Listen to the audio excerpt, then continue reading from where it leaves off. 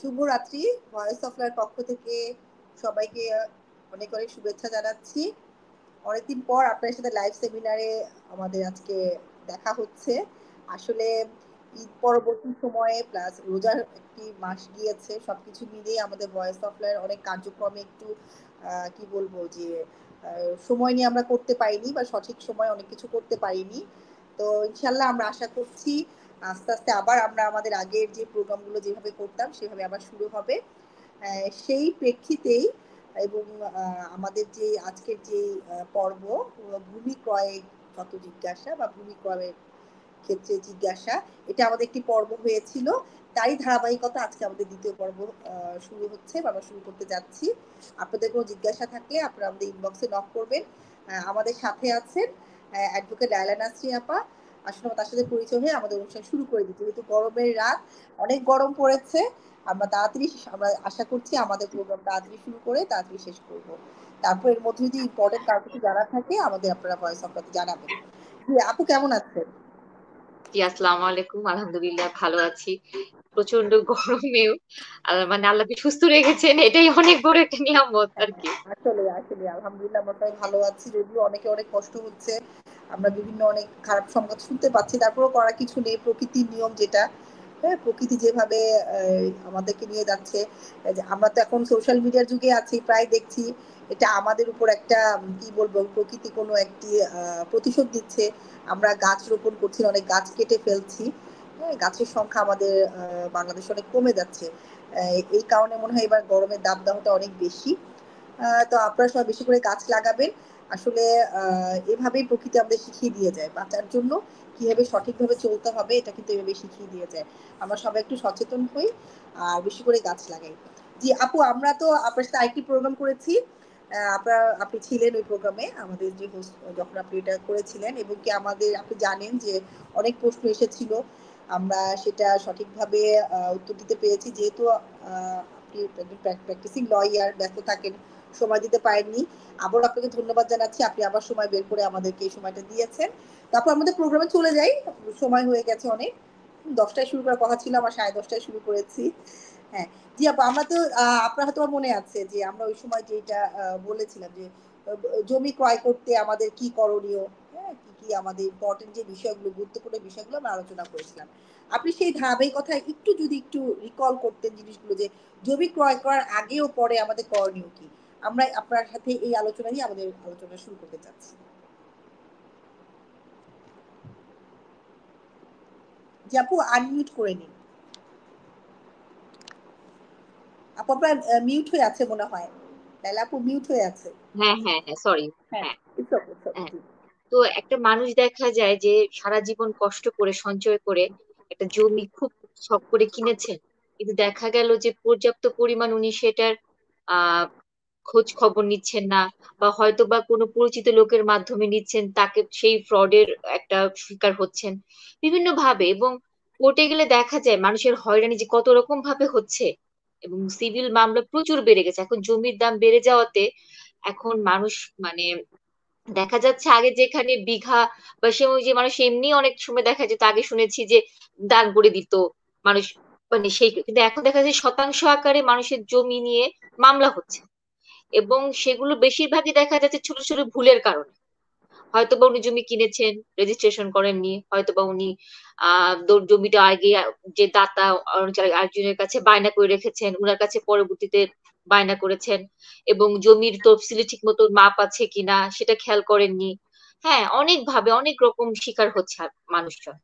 তো সবার আগে আমাদের যেটা করতে হবে সেটা হচ্ছে যে জমিটা আমরা নিব, সেই দলিলটা, সার্টিফাইড কপিটা ভালোভাবে যাচাই করে দেখা। সেটেলমেন্ট অফিস আছে, ভূমি অফিস আছে, ওখানে গিয়ে ওখানে দেখা যে এক্সিলেন্টে গিয়ে দেখা যে ঠিক মতো নামজারি হয়েছে কিনা, খাজনা রসিদ ঠিক মতো পে করেছেন কিনা, উনি কিভাবে মালিক, উত্তরাধিকার সূত্রে মালিক, নাকি উনি সাবকাওলা দলিল খুলে কিনেছেন, নাকি উনি এটা নিলাম থেকে কিনেছেন।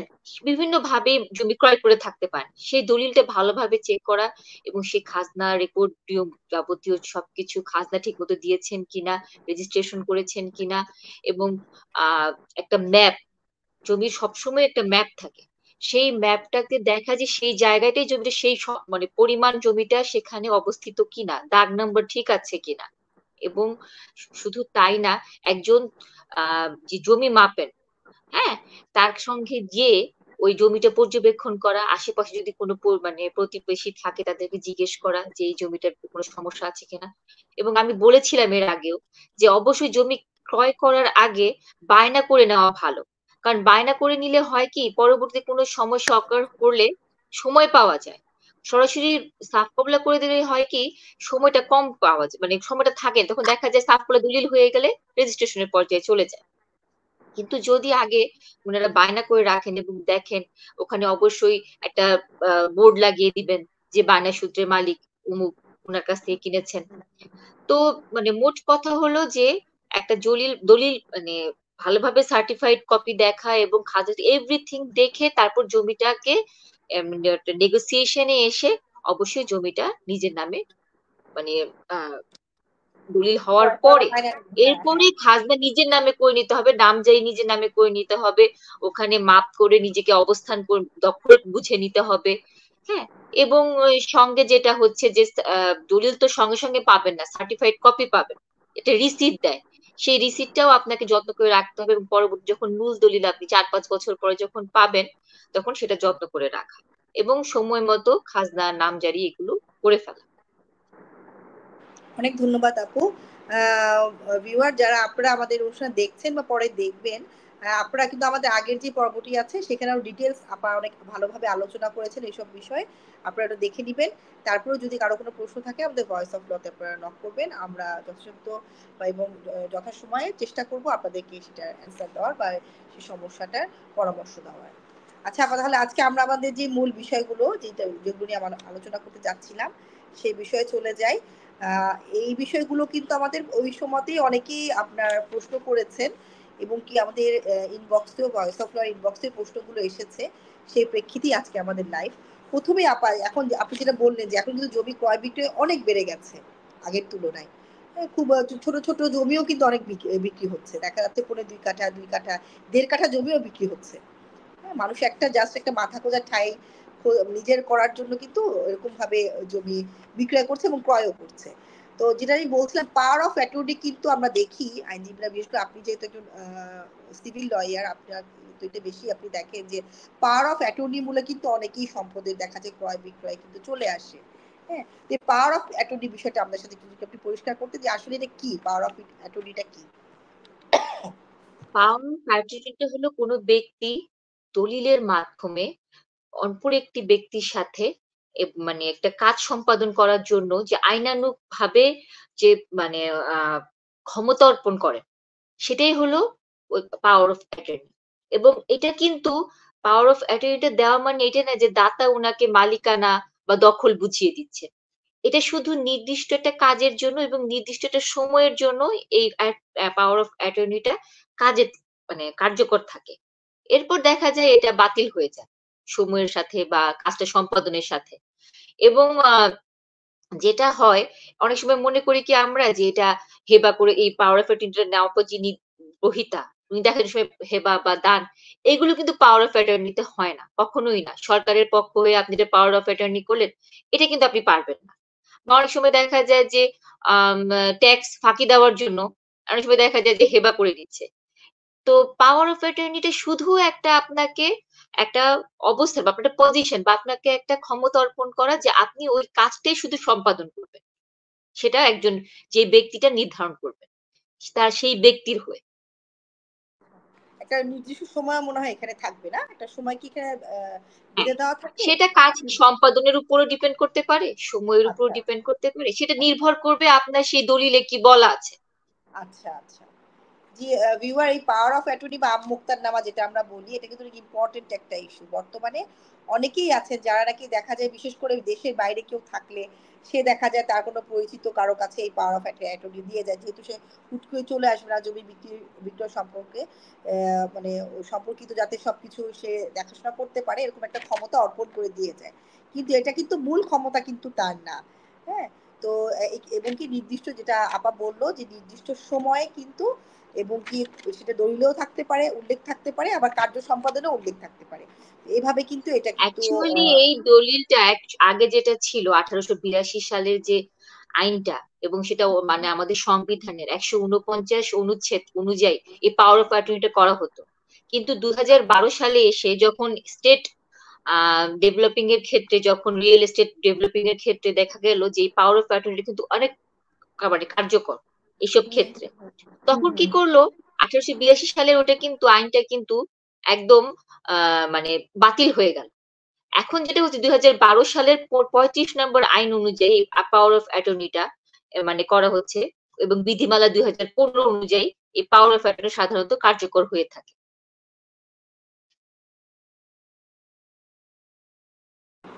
ধন্যবাদ আপা, গুরুত্বপূর্ণ একটি আপনি আমাদের একটা ইয়ে শেয়ার করলেন। আচ্ছা, পাওয়ার অফ অ্যাটর্নি কি কোনো মানে প্রকারভেদ আছে আপা, যে এত ধরনের পাওয়ার অফ অ্যাটর্নি, বা একটাই থাকে, এই একই একটা নিয়মে করতে হবে? হ্যাঁ, এবার কত ধরনের থাকে বা থাকে সেটা কি কি ধরনের, এটা একটু আলোচনা করলে ভালো হতো। সাধারণত 5 ধরনের হয়ে থাকে, কিন্তু সব সময় এই 5 ধরনটা কার্যকর, বেশি কার্যকর হয় 3 ধরনের। সেটা হচ্ছে আচ্ছা। সাধারণ, বিশেষ এবং অপ্রত্যাহারযোগ্য। বিশেষটা কেমন? বিশেষটা হচ্ছে একটা কাজের জন্য যেটা হয়, যেমন ধরেন শুধু যে বিদেশ থাকলে তা না। অনেক সময় আমি দেখেছি এমনও হয় যে হয়তোবা আমি ঢাকায় থাকি, আমার বাবা ভীষণ অসুস্থ, আমি বাড়িতে এর আগে কথা বলে আসছি ওই ভদ্রলোকের সাথে যে আমি ওনাকে এই দলিলটা বুঝিয়ে দিব, তার সাথে আমার টাকা পয়সা সবকিছু বুঝানো হয়ে গেছে, সে দলিল নিবে। ইন দ্য মিন টাইম আমি হাসপাতালে, আমি বাবার সঙ্গে দেখাশোনা কেউ নেই, আমি যেতে পারছি না। তখন হয়তোবা আমি কাউকে পাওয়ার অফ অ্যাটর্নি, আমি যে এরিয়ায় রয়েছি সেই এরিয়ায় অবস্থান করছি, সেই এরিয়ায় একটা সাব রেজিস্ট্রার অফিসে গিয়ে আমি সেই লোকটাকে আমার সেই পাওয়ার দিলাম যে তুমি যে এই জমিটা বিক্রি করতে পারবে। এই ধরনের ক্ষেত্রটা হলে হয়তোবা দূরে অনেক দিনাজপুর বাড়ি এরকম হয়, সেক্ষেত্রে যেটা হয় সেটা হচ্ছে বিশেষ ক্ষমতা পত্র। এটা হচ্ছে মানে বিশেষ মানে পাওয়ার অফ অ্যাটর্নি। আর যেটা অপ্রত্যাহারযোগ্য সেটা হলো যে আপনার মানে ধরেন আপনি কোনো উন্নয়ন করতে যাচ্ছেন জমির, বা ব্যাংকের কোনো চুক্তি, মানে ব্যাংকের সাথে কোনো বন্ধকিতে যাচ্ছেন।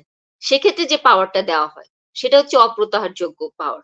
আর এ দুটো বাদে সাধারণত এক বা একাধিক যেসব আ হয়ে থাকে পাওয়ার অফ অ্যাটর্নি সাইন মানে দলিল হয়ে থাকে, সেগুলো সাধারণভাবেই আমরা গণ্য করে থাকি আরকি। অনেক ধন্যবাদ আপু।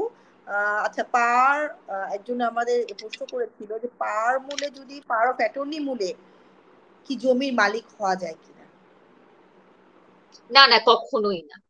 এটা কখনোই সম্ভব না। কারণ আমি কিনেছি, আমার নামে দলিল, আমি নামজারি করেছি আমার নামে। আমি শুধু একজন ব্যক্তিকে আমার হয়ে একটা কাজ, হয়তোবা দলিলটা আমি বিক্রি করব, বা জমিটা আমি বিক্রি করব, নয়তোবা আমি ওই জমিতে কাজ সম্পাদন করবো। আমি পারছি না নিজে থাকতে, উপস্থিত থাকতে, সেজন্য আমি তাকে একটা শুধু সুযোগ করে দিচ্ছি, বা মানে তাকে সেই জিনিসটা কাজটা সম্পাদন করে, এবং নির্দিষ্ট নির্দিষ্ট সময়েরও হতে পারে। সেটা আমি আগেও বলেছি। হ্যাঁ, এটা কখনোই কোনো টাইটেল দেয় না, জাস্ট পজিশন। জি, অনেক ধন্যবাদ। আহ, এই দলিলগুলো যদি পাওয়ার অফ অ্যাটর্নি দলিল যেহেতু হচ্ছে, আপনি যেটা বললেন 3 ধরনের হয়ে আসছে, তো এগুলো কি বাতিল কি করা যায় আপু? যখন হ্যাঁ, ইচ্ছে কি বাতিল করা যাবে? অবশ্যই। হ্যাঁ, এগুলোর অনেকগুলো কারণ আছে। আপনার 2012 সালে যে পাওয়ার অফ অ্যাটর্নি অ্যাক্ট, ওইটার 11-1-এ আপনার যে আপনি কি কি কারণে বাতিল করতে পারবেন। হ্যাঁ, তো সবগুলো তো, এতগুলো তো অনেক কারণ থাকতে পারে, আমি জাস্ট ছোট আকারে বলছি। সেটা হচ্ছে যে যদি দেখেন যে যার সাথে আপনি দাতা এবং গ্রহীতার মধ্যে যে দলিল বা পাওয়ার একটা হয়েছে, যদি দাতা মারা যায়, হ্যাঁ, বা গ্রহীতা যদি মারা যায়, এক্ষেত্রে বাতিল হয়ে যাবে। অনেক সময় দেখা যায় যে যিনি দাতা উনি বিকৃত মস্তিষ্ক হয়ে গেলেন, বা কোর্ট উনাকে দেউলিয়া ঘোষণা করলেন, সেক্ষেত্রে পাওয়ার অফ অ্যাটর্নিটা বাতিল হয়ে যায়। অনেক সময় একটা কাজ সম্পাদনের জন্য আপনি সেই পাওয়ারটা মানে দলিলটা আপনি পাওয়ার অফ অ্যাটর্নি দলিলটা করেছেন, সেই কাজটা সম্পাদন হয়ে যাওয়ার সাথে সাথেই কিন্তু এই পাওয়ার অফ অ্যাটর্নিটা বাতিল হয়ে যেতে পারে। নির্দিষ্ট সময় যদি সেখানে উল্লেখ থাকে, সেই নির্দিষ্ট সময়টা শেষ হওয়ার সাথে সাথে। আবার অনেক সময় দেখা যায় যে দুজন মিলে গিয়ে সাব রেজিস্ট্রার অফিসে গিয়ে উভয় পক্ষ মিলে এই দলিলটা বাতিল করতে পারে। হুম। আবার এখানে আরেকটা কথা বলে রাখা ভালো, সেটা হচ্ছে অনেক সময় দেখা যায় কি যে দাতা পাওয়ার অফ অ্যাটর্নিটা ক্যান্সেল করতে চাচ্ছেন, গ্রহীতা চাচ্ছেন না। রাইট। এটা অনেক সময় প্রশ্ন অ্যারাইজ করতে পারে যে হ্যাঁ, তখন হ্যাঁ, করণীয় কি। হ্যাঁ, তো হ্যাঁ, হ্যাঁ, তখন সাধারণত দেখা যায় যে যদি আপনার দাতা যদি উনাকে ইনফর্ম করে যে আমি এখন দলিলটা বাতিল করতে চাচ্ছি, উনি যদি সেক্ষেত্রে বলে যে না এটা হবে না, তখন উনি ওনাকে একটা নোটিশ দিতে পারেন, এবং সেই নোটিশটা দিয়ে, হ্যাঁ, আইনানুগ ভাবে নোটিশটা দিয়ে, এবং 30 মানে দিনের অতিবাহিত হয়ে যাওয়ার পর যদি কোনো স্টেপ না নেওয়া হয়, 30 দিন পরে উনি এই দলিলটা বাতিল করতে পারবেন। দাতা নিজে গিয়ে দলিলটা বাতিল করে আসতে পারবেন। যে এটি এটি অনেক গুরুত্বপূর্ণ একটি বিষয়। অনেকেই আছেন যে এটা অনেকের একটা কি বলবো যে থাকে না একটা খারাপ একটা নেগেটিভ একটা মাইন্ড যদি কারো কাজও করে যে না আমি পাওয়ার অফ অ্যাটর্নি পেয়ে গেছি, আমি এটা নিয়ে যা ইচ্ছে তাই করতে পারবো, সেই সুযোগ কিন্তু নেই। দাতা যদি পুরোপুরি ক্ষমতা শুধু অর্পণ তাই না, আপনাকে আমি না করে। আরেকটা কথা অ্যাড করতে চাচ্ছি আপা, সেটা হচ্ছে আমাদের মধ্যে না একটা কোড ভীতি আছে। রাইট। হ্যাঁ, মানে আমরা সহজেই না, মানে যেটা শর্ট প্রসেস ওটাতে বেশি বিশ্বাস করি যে এভাবে এভাবে জিনিসগুলো জেনে জানার। এখন হ্যাঁ, এখন ইউটিউব বলেন বা বিভিন্ন কারণ, মানুষ কিন্তু জানার পরিধি বেড়ে গেছে এবং অনেকটাই সচেতন আমি বলবো। রাইট। হ্যাঁ। কিন্তু তারপরে দেখা যায় কি, আইনজীবী বা আমরা যখন একটা সাজেশন দিতে যাচ্ছি, তো উনারা সেটা থেকে যে ভেরিফাই করছে, আমার কাছে আসছে, আপনার কাছে যাচ্ছে। এখন আপনি একভাবে বলছেন, আমি আরেকভাবে বলছি, আইনগত ভাবে অনেক ভাবে অনেক এটা হুম, ইয়ে হুম, হয়ে হুম। যেতে পারে। কিন্তু দেখা যাওয়ার সময় আপনি একটা ভালো সাজেশন দিলেন, অনেক সময় দেখা যায় ওইটা ভালো লাগছে না। এটা হয়তো বা আমার সঙ্গে অনেকেই দ্বিমত পোষণ করতে পারেন, বাট আমি যে এইসব জিনিস ফেস করি, হয়তো আমি আমার ক্লায়েন্টকে বললাম এটা করেন না, পুরো একটা পছন্দ হচ্ছে না। তো মানে মনে করে যে হয়তো উনি কম জানে, মানে এরকম অনেক ব্যাপার আছে। উনার অনেক সময় ক্লায়েন্টের মনোপুত উত্তর না দিতে পারলেও আপনার অ্যাডভোকেট, সেক্ষেত্রে অনেক রকম সমস্যা ফেস করতে হয় আর কি আমাদের। এটা তো মানে খুব স্বাভাবিক একটা ব্যাপার। তবে কি হ্যাঁ, হ্যাঁ। জিনিসগুলো জেনে, এবং আপনাকে আমি বলবো যে এত মানে কোর্ট বা আইনানুগ ব্যাপারগুলো এত না, যদি আপনি একটু বুঝেন, আপনার জন্য এতটা কঠিন হবে না। হুম, সেটাই আমি আমি আমাদের অনেক ভিডিওতেই বলে আসি। যে কোনো আসলে আইন ছাড়া তো চলার কোনো উপায় নেই, না? আইনগত দিক আমাদের নিতেই হবে। আমরা কোনো সমস্যায় পড়ি বা কোনো একটা ভালো কিছু করতে যাই, রাষ্ট্রের সাথে সম্পৃক্ত যেকোনো কাজে কিন্তু আইনটা যেহেতু সম্পৃক্ত, আর আইনটা সবার জন্য, আমরা ভয় না পেয়ে বা এই যে আপনি যেটা বললেন কোর্ট ভীতিটা, এটা দূর করে যদি একটু সবাই সচেতন হয়ে এদিকে আগাই না, তাহলে কিন্তু অনেকটাই কিন্তু এই হয়রানি থেকে মানুষ কিন্তু প্রতিকার পেতে পারে, না? হয়রানি থেকে বেরিয়ে আসতে পারে। কিন্তু এখনো এত সবকিছুতে মানুষ এত এগিয়ে গেছে। আপনি যেটা বললেন জানার পরিধিও বেড়েছে। তারপরেও দেখা যায় এখনো অনেকেই আছেন যারা সহজে কিন্তু কোর্টের দিকে বা একজন আইনজীবীকে দিয়ে যে বা আইনজীবীর মাধ্যমে অনেক কিছু যে জানা সম্ভব, আপনি যেটা বললেন তাদের মনোপুত না হলে তারা সেটা বিশ্বাসও করতে চায় না, সেই সাহায্যটাও নিতে চায় না। তো সেই হিসেবে আমি ভিউয়ারদের বলব আসলে দেখুন, আপনি দরকার হলে আপনি কয়েকজন আইনজীবীর সাথে কথা বলুন। একজন একটা ভালো লাগছে আপনি আরেকজনের কাছে যান। কিন্তু একটা জিনিস সবসময় মনে রাখবেন, আইনের কৌশল হয়তোবা বিভিন্ন আইনজীবী বিভিন্নভাবে তারা ট্রাই করে। বাট আইন কিন্তু একটাই। হ্যাঁ? সেটাকে আমরা আইনজীবীরাই কিন্তু বিশ্লেষণ করি কোর্টের মাধ্যমে। এটা সাধারণ মানুষ পারবে না দেখে আমাদেরকে কিন্তু আলাদা করা হয়েছে। আমাদের প্রফেশনটা আলাদা। তো আপনারা অ্যা একজন একাধিক আইনজীবীর কাছে যান না কেন, আইন একটাই থাকবে। সেই আইনের কৌশলটাকে কে কিভাবে ব্যবহার করছে সেটাই কিন্তু আসল কথা। আচ্ছা, সেই দিক দিয়ে আমি বলব ভিউয়ারদের যে আপনারা এই বিষয়ে অবশ্যই সচেতন থাকবেন, সচেতন হবেন। আচ্ছা আপা, এখন যেহেতু পাওয়ার অফ অ্যাটর্নি মূলে অনেকেই জমি ক্রয় করছে, তাহলে কি গুরুত্বপূর্ণ বিষয় সেখানে লক্ষ্য রাখা বা খেয়াল রাখা উচিত? একটা পাওয়ার অফ অ্যাটর্নি মূলে যদি আমি কোনো জমি বা কিছু যদি কিনতে যাই, তাহলে সেক্ষেত্রে গুরুত্বপূর্ণ বিষয়গুলো কি খেয়াল করব? সেক্ষেত্রে অবশ্যই জমির মালিকানা সত্ত্ব আছে কিনা, দখল আছে কিনা, এগুলো উনি যাচাই করে নিবেন। দলিলটা দলিলের মাধ্যমে অবশ্যই। এরপর সেটেলমেন্ট অফিস বা ভূমি অফিস গিয়ে দেখবেন, খাজনার রেকর্ডীয় ব্যাপারগুলো দেখবেন, এবং যিনি যার সাথে পাওয়ার অফ অ্যাটর্নি হয়েছে দাতার সাথে, সেই দলিলটাও ঠিক আছে কিনা, এবং সেখানে কোন দলিল, কি সাধারণ পাওয়ার অফ অ্যাটর্নি হয়েছে না বিশেষ হয়েছে, হ্যাঁ, না অপ্রত্যাহারযোগ্য হয়েছে, সেটাও পাওয়ার অফ অ্যাটর্নিটা ঠিকমতো হয়েছে কিনা, রেজিস্ট্রেশন হয়েছে কিনা সেটা উনি চেক করবেন। এবং এটাও চেক করবেন যে দাতা অলরেডি আর কাউকে এই বায়না করেছেন কিনা এর আগে কারো সাথে। হ্যাঁ? আর অ্যা মানে ভূমি অফিসে গেলে তো এখন নামজারি, খাজনা রসিদ এগুলো ইজিলি তো এখন বের করা যায়। দলিল নাম্বার দিয়ে, এবং আ যেই দলিলটা পাওয়ার অফ অ্যাটর্নি তে মানে যে দলিলটা হয়েছে পাওয়ার অফ অ্যাটর্নি, সেখানে যে দলিলটা বিক্রি হচ্ছে সেটার তফসিল আছে কিনা? সেখানে তফসিল উল্লেখ করা আছে কিনা সেটা আ অবশ্যই চেক করবেন, এবং মানে আ সঠিকভাবে সেটা দেওয়া আছে কিনা, এবং জীবিত আছে কিনা দাতা, যিনি দলিল দিবেন, সেই জীবিত আছেন কিনা। এবং ওটার এগেইনস্টে কোনো মামলা চলছে কিনা ওই দলিলের এগেইনস্টে। তো বিভিন্ন সবকিছু এই যে ওই আপনার একটা দলিল কিনতে গেলে যাবতীয় যা, যা আমি আগেও বলেছি, সেগুলো তো অবশ্যই সঙ্গে এখানে ওই পাওয়ার অফ অ্যাটর্নি দলিলটাও আপনাকে ভালো করে যাচাই বাছাই করতে হবে।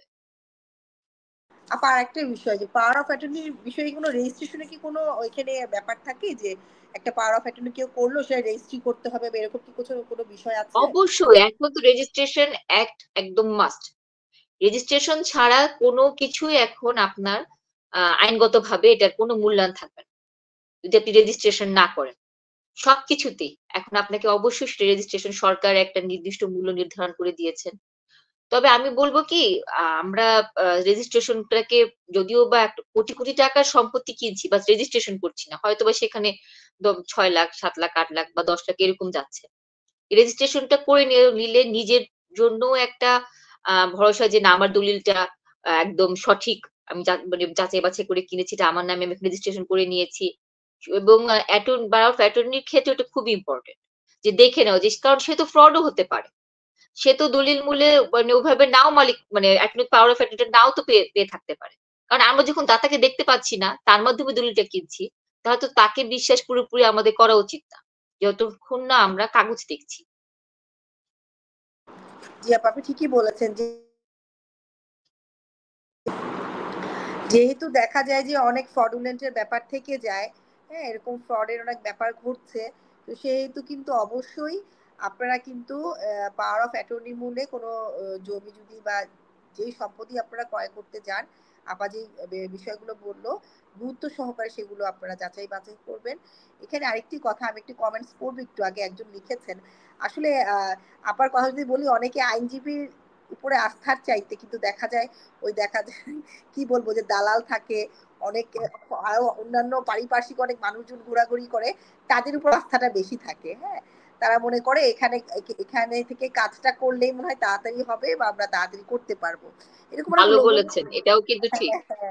জি লোভনীয় অনেক ব্যাপারও অনেক অপশন অনেক দিয়েও থাকে এসব ফাঁদে কিন্তু আপনারা পড়বেন না যেটাই করুন না কেন যে কাজেই যান না কেন মূল আর কি যেখানে আপনাদের সেখানে কিন্তু অবশ্যই নক করতে হবে আইনজীবীর সাথে পরামর্শ করলে একজন আইনজীবী কিন্তু জানেন এই যে আপা যেরকম সিভিল একজন লয়ার ওনার কাছে কেউ গেলে উনি কিন্তু সেভাবেই তাকে ট্রিট করবে এখন আপনি একজন ক্রিমিনাল লয়ার কাছে গিয়ে আপনি অবশ্যই সিভিলের সেই বিষয়ে ইয়েটা পাবেন না সে সুবিধাটা করতে পারবেন না বা জানবেন না তো এই হিসেবে বলবো যে আপনারা যারা যে কোনো বিষয় সেটা ক্রিমিনাল লয়ার বলেন বা সিভিল কোনো অপশনের কথা বলেন না কেন সরাসরি আপনারা আইনজীবীর সাথে পরামর্শ করুন এক বা একাধিক আইনজীবীর সাথে আপনার পরামর্শ করতে কিন্তু কোনো বাধা নেই হ্যাঁ তারপরে আপনারা সেটা ডিসাইড করুন অযথা কোনো ফ্রডের হাতে পড়ে নিজেদের কিন্তু সময় প্লাস অর্থ দুটোই আপনারা নষ্ট করবেন না আচ্ছা আপা আমরা পাওয়ার অফ অ্যাটর্নি মূল্যে আশা করছি মোটামুটি ভালো একটা ধারণা দিতে পেরেছি আমার যেহেতু আমি অনেকটাই ক্লিয়ার হয়েছি আমি ক্রিমিনাল সাইডে যেহেতু বেশি আছি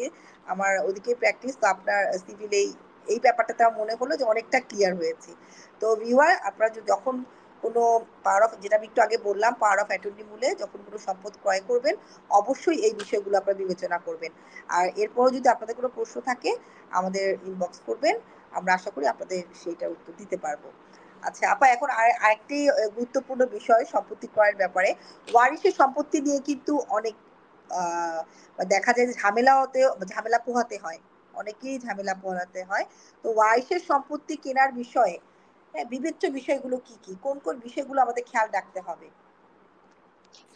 একটা জিনিস হয়ে যায় কি এখন যেটা হয় যে আপনার বাবা মারা যাওয়ার পরে সন্তানরা যখন ওয়ারিশ সূত্রে মালিক হয়, তখন সবচেয়ে বড় সমস্যা হচ্ছে যে জমি তো আপনার কোনটা ফ্রন্ট, কোনটা ব্যাক সাইড, কোনটা হয়তোবা একটু কম প্রাইস, কোনটা একটু বেশি প্রাইস। হুম? এগুলো নিয়েই কিন্তু সমস্যাটা বেশি হয়। ভাই বোন বোনের মধ্যে। দেখা যাচ্ছে হয়তোবা মানে ভিটে বাড়িতে তো বোনদেরকে সাধারণত মানে আইনগতভাবে বোনরা ওখানে দাবি করতে পারে। তখন বোনরা একটু এক্সপেক্ট করে যে আমরা ভিটের বাড়িতে নিচ্ছি, আমরা বাইরে থেকে নিচ্ছি, তাহলে আমাদের একটু ভালো জমি দেয়া হোক। আবার ভাইদের কথা হচ্ছে যে তোমরা তো এটা ভোগ করবা না। বা তোমরা নানান রকমের সমস্যা আসলে এই ওয়ারিশান এইগুলো এর জন্য দেখা যায় কি এই এই কারণে অনেক বন্টন মানে কোর্টে মামলা হচ্ছে, বন্টননামা মামলা হচ্ছে হ্যাঁ হ্যাঁ বা আপনার ধরেন আপোষ বন্টননামা হয়ে যায় নিজেদের মধ্যে। অনেক সময় দেখা যায় যে যাদের মেন্টালিটি একটু ভালো ছাড় দেওয়ার মন মানসিকতা থাকে তারা কিন্তু দেখা যায় যে অনেক মানে সমস্যা ওখানেই নিজেদের ফ্যামিলির মধ্যে বসেই সমস্যার সমাধান করে ফেলছে। হুম খুব হুম এটা কিছু কনসিডারেশন মাইন্ডেড, মানে যাদের ভালো আছে, কিন্তু দেখা যায় কি বেশিরভাগ ক্ষেত্রেই হয় না। এত সমস্যা এগুলো হয় যার জন্য ওই আপোষ বন্টনামা দলিল পাওয়াই যায় না। ওই ওয়ারিশের ক্ষেত্রে হয়তো বা দেখা গেল যে আপনার সাব রেজিস্ট্রার অফিসে গিয়ে আপনি সার্চ দিলেন, উনার নামে এইটুকু আছে, উনার নামে ওইটুকু আছে, তখন হয়তো উনারা খারিজ করে রেখেছেন। সেটা একটা খোঁজ নিয়ে দেখা যেতে পারে যে সাব রেজিস্ট্রার অফিসে আসলে উনাদের নামে সেইটুকু জমি খারিজ করা আছে কিনা, বা ওনাদের বন্টনামা দলিল আছে কিনা সেটা দেখতে হবে। এবং উত্তরাধিকার লিস্টটা চেক করতে হবে যে আসলে উত্তরাধিকার মূল উনি মালিক কিনা। এবং আহ সহযোগ সবচেয়ে বড় জিনিস যেটা হচ্ছে আপনাকে ওই প্লেসে গিয়ে জমি দেখে ভালো করে বুঝে নিতে হবে। এবং যতটুকু জমি আপনি নিবেন ওইটুকু দলিলে বলা আছে এবং সেটুকুর মালিক উনি কিনা, এবং সেই দাগ অনুযায়ী সেটুকু তফসিলে বলা আছে কিনা, সবকিছু মিলেই আপনাকে যাচাই বাছাই করেই সে ওয়ারিশের সম্পত্তি কিনতে হবে। জি, অসংখ্য ধন্যবাদ। আপনার এই কথাতে আমার একটা জিনিস ইয়ে আসলো যে বন্টনের ক্ষেত্রেও দেখা যায় বিশেষ করে নারীদেরকে, সেটা মা হতে পারে, বোন হতে পারে, স্ত্রী, কন্যা, এদেরকে কিন্তু সবসময় একটু পিছনের দিকেই রাখা হয়। দেখা যায় ভালো, ভালো ওই যে ভিটে বাড়ি যেটা কথা বললেন, ভালো অংশটা দেখা যায় ভাইরা বা পুরুষরা নিয়ে নিচ্ছে। একটু পিছের দিকের ইয়েগুলো দেখা যায় যে নারীদের দিকে দিয়ে দিচ্ছে। এই জিনিসটা কিন্তু খুব হচ্ছে। তো সেক্ষেত্রে আমরা বলব নারীদেরও এইদিকে একটু কিন্তু সচেতন হওয়া উচিত। হচ্ছে আর আসলে কি আমরা মেয়েরা না অনেক ধৈর্যশীল। একটা হুম, ভাই কিন্তু ভাইকে ছাড় দেয় না, কিন্তু একটা বোন রাইট। কিন্তু ভাইকে ছাড় দেয়। হ্যাঁ, হ্যাঁ। যে ভাই তো আমি আমি ঠিক আছে, ভাই তো নিচ্ছে, আমার ভাই নিচ্ছে, এরকম করে হুম, কিন্তু হুম, ছাড় দেয়।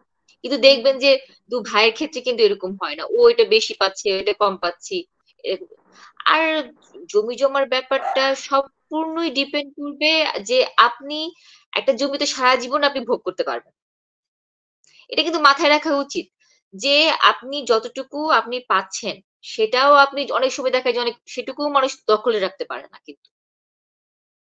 নানা রকম সমস্যা দেখা যায় এই জমি নিয়ে। এবার আমরাও যদি একটু কাউন্সিলর অনেক সময় দেখা যায় মেডিয়েটর হিসেবে যদি নেওয়া হয় যে এটা, তখন দেখা যায় সেটা পার্সোনাল চলে যায়। আসলে যে যেটুকু ব্যাপার, হ্যাঁ? এটা তো আপনার বাবা-মার স্নেহ যেমন ভালোবাসা যেমন আপনি ভাগ করে দিতে পারবেন না যে আমাকে কম ভাসছে। এটা কিন্তু বলা খুব কঠিন। কারণ সন্তান বাবা-মার কাছে সবসময় সমান। ঠিক তেমনি আপনার জমি দিয়ে কি আপনার সবকিছু বিচার বিবেচনা, কিন্তু এই জিনিসগুলো এত বেশি বেড়ে গেছে আমাদের সমাজে। এখন তো দেখা যাচ্ছে খুনাখুনির পর্যায়েও চলে যাচ্ছে। মাথা মাথা ফেটে মানে ফাটায় ফেলতেছে। হুম? রক্তাক্ত অবস্থা। কিছু, অবস্থা কিছু চর-অঞ্চল এরিয়াতে তো জমি জমা নিয়ে ভীষণ, ভীষণ খারাপ অবস্থা। জি, জি, জি, জি। এটা আসলে আপনি ঠিকই বলেছেন যে সম্পত্তি সারা জীবন কেউ ভোগ করবে না। তারপরও এর প্রতি মানুষের এখন এতটাই কি বলবো এটা যদি খারাপ ভাষায় বলতে যাই লোভটা বেড়ে গেছে। এতটাই লোভটা বেড়ে গেছে। আপনি একটা মজার ব্যাপার দেখেন, আমি আমি নিজে এই জিনিসটাকে ডিল করেছি। সেটা হচ্ছে যে আগে তো দেখা যেত মুখে, মুখে সবকিছু হতো। হুম? আপনার আমার মানে শ্বশুর বাড়ির কথাই বলি। সেখানে আ মানে আমার দাদা শ্বশুরের ২ আ বোন ছিলেন। তো সেই সময় হতো কি দেখবেন যে দাদা শ্বশুর হয়তোবা উনি উনার জমি দিয়েছেন, বাট লিখিত বোন কিন্তু দিয়ে দেয় টাকা, সে তো লিখিত রাখে না। বা দলিল তো সেই সময় তো দলিল এরকম ছিল না। বোন মুখে, মুখেই দিয়ে দিতেন। তো ওরকম উনারা ২ বোনকে মুখেই দিয়ে দিছেন। এক বোনের সন্তানরা স্বীকার করে যে হ্যাঁ, আমার মা তখন নিয়েছেন, করেছেন। এত বছর পরে এসে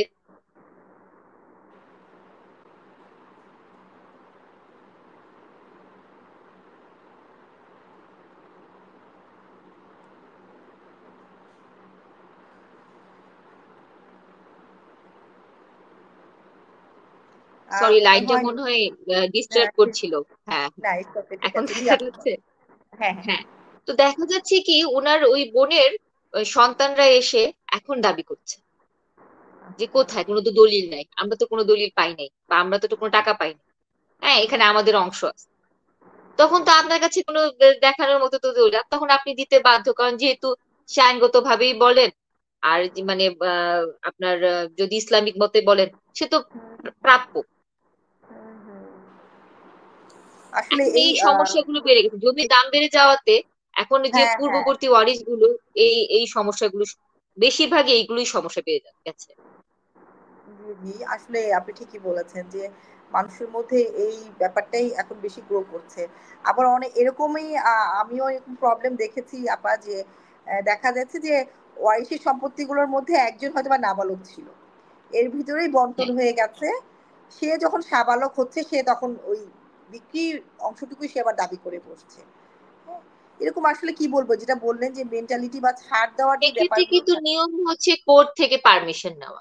কিন্তু হ্যাঁ, দেখা যায় কি সাধারণত ওই যে মনে করে বাবা মা গার্জিয়ান তো ওনারা হ্যাঁ, মনে হ্যাঁ, করে হ্যাঁ। কি আমি আমার সন্তানের তো আমি সম্পত্তির মালিক। হুম, হুম, হুম, হুম। জি, এটাও কিন্তু একটা ভিউয়ারদের জানার বিষয় যে আপনারা কিন্তু এরকম ওয়ারিশি সম্পত্তি যদি কিনতে যান বা তার কোনো অংশ কিনতে যায়, এই ব্যাপারগুলো কিন্তু তাদেরকে যাচাই বাছাই করা উচিত যে এখানে কোনো নাবালক ওয়ারিশ ছিল কিনা বা যদি থাকে সেখানে পারমিশন কোর্ট পারমিশন নেওয়া আছে কিনা। এই বিষয়গুলো তারা যদি একটু ক্লিয়ার করে নেয় তাহলে কিন্তু এই মানে অনাকাঙ্ক্ষিত যে ব্যাপারগুলো ঘটে সেখান থেকে কিন্তু অনেকটাই কিন্তু কি বলবো যে মানে সতর্ক হওয়া যায় এবং কি নিশ্চিন্ত আপনি কিন্তু সেই জমিটা কিনতে বা বিক্রি করতে পারবেন। জি, অনেক ধন্যবাদ আপা। আচ্ছা আপা আরেকটা বিষয় যে এই যে অনেকে দেখা যায় যে আ মানে দলিলে একটা সম্পত্তি কিনলো। পরবর্তীতে সেই দলিলের আংশিক কিছু অংশ সে বিক্রি করতে চাচ্ছে। হ্যাঁ? তো সেই হিসেবে তার তখন করণীয় কি? এই বিষয়টি একটু আমাদের সাথে আলোচনা করবেন। এটাও একই রকম, যদি সে ওয়ারিশ সূত্রে মালিক হয়ে থাকেন তাহলে তো অবশ্যই দলিল যতটুকু আছে সেখান থেকে তার কাছে কতটুকু অংশ, যেমন হয়তো বা 89 দাগে আপনার 20% সম্পত্তি আছে আমরা ধরে নিলাম, সেখানে তো সে 89 দাগে 20% 10% বিক্রি করতে চাচ্ছে। হুম, উনি হুম, হুম। পারবেন, উনি যদি সেখানে উনার নামে সেই নাম জারি করে থাকেন, খাজনা দিয়ে থাকেন এবং উনার নামে তফসিল বোর্ড এবং দলিলে অবশ্যই সেটা উল্লেখ করা থাকবে যে এইটুকু অংশ আমি উনার কাছে বিক্রি করে দিচ্ছি। হুম, এটা উনি পারবেন, কারণ এটা তো হয়ে আসছে সব সময় ধরে, কারণ মানুষ তো সাধারণত জমিটা বিক্রি করে প্রয়োজনের খাতিরে। হ্যাঁ, হ্যাঁ। হ্যাঁ, দেখা যাচ্ছে হয়তো বা একটু আর্থিক সমস্যায় পড়ে গেছে বা হয়তো বা এই জমিটা একটু পিছন দিকে ফ্রন্ট সাইডে একটা ভালো জমি নিতে চাচ্ছেন, এসব হুম, হুম, কারণে মানুষ কিন্তু সাধারণত জমি সেল করে। হুম, হয়তো বা এটা কম একটু বেশি। তো এই এই কারণগুলোতে খুবই আপনার সবচেয়ে যে আমরা আগের সেশনে যে কথাগুলো বলেছি যে আপনাকে মূল কথা হচ্ছে দলিল, রেকর্ডীয় খাজনা, নামজারি থেকে শুরু করে সবটা আপনি যাচাই করবেন এবং নিজে পার্সোনালি যে আপনি ম্যাপ সাথে মিলিয়ে দেখবেন, পারলে সার্ভে নিয়ে যেয়ে দেখবেন যে সেই মাপ অনুযায়ী সেখানে সেই জমিটুকু আছে কিনা, দলিলে উল্লেখ করা আছে কিনা। এখানে আরেকটা ব্যাপার, একটা ব্যাপার আমি শেয়ার করতে চাবো, সেটা হচ্ছে কি, অনেক সময় একটা জিনিস করি কি আমরা, আহ এটা মানে আহ না বলেই পারছি না যে আমরা না দলিল লেখকের উপর অনেকাংশে নির্ভর করি। জি আপা এটা আপনি একটা খুব ভালো কথা বলেছেন। জি, এই ইস্যুটা কিন্তু অনেক বড় একটা ইস্যু।